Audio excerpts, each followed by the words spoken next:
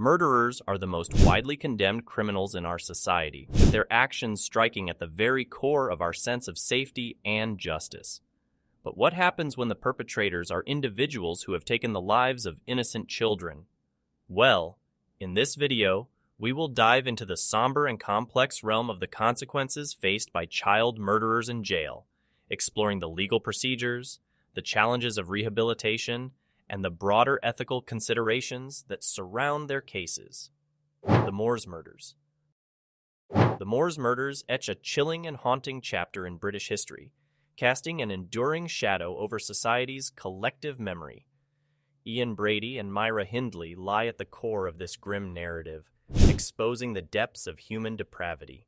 Born in 1938 in Glasgow, Ian Brady's alarming tendencies emerged early, shaped by violence, sadism, and a disturbing fascination with Nazi ideology and dark literature. Conversely, Myra Hindley, born in 1942 in Manchester, began unassuming but succumbed to the malevolent allure of Brady's world. Their toxic partnership fueled shared twisted desires, with Hindley willingly participating in abductions and murders.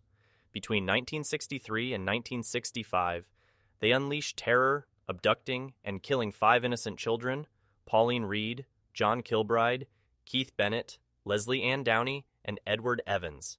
Their methods were cunning yet horrifying, luring victims with chilling precision before subjecting them to indescribable torment. Sexual assault, torture, and strangulation marked the horrifying fate of these young souls.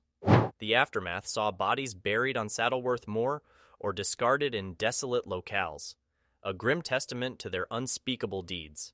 Their subsequent trial in 1966, lasting 14 days, garnered global attention with heightened security in the courtroom. Despite their pleas of innocence, the jury swiftly delivered guilty verdicts.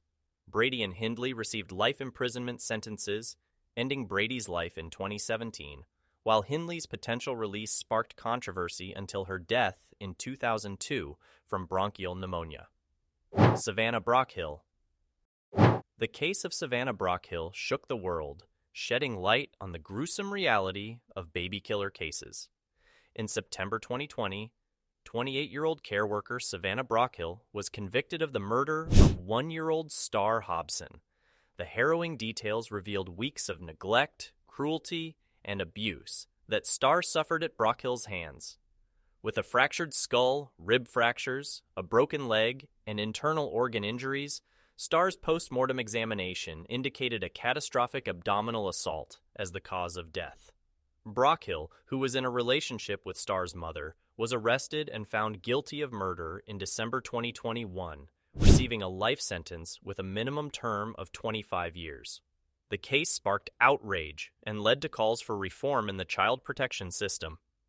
A documentary shed light on Brockhill's life in prison, where she faced constant supervision to ensure her safety from potential attacks by fellow inmates, reflecting the severe social stigmatization attached to her crime.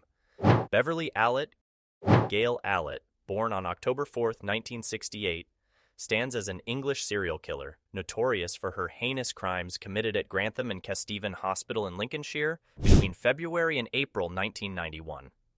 Functioning as a state-enrolled nurse in the children's ward, Allett's horrifying actions resulted in the murder of 4 infants, attempted murder of 3 others, and causing grievous bodily harm to 6 additional victims.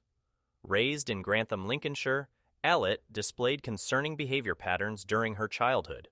Her inclination for attention-seeking tactics and fabricating injuries to draw attention further manifested in adulthood, compounded by a history of self-harm and unnecessary surgeries. Despite a nursing career marred by frequent absences and exam failures, Allett secured a position at the understaffed Grantham and Kesteven Hospital in 1991.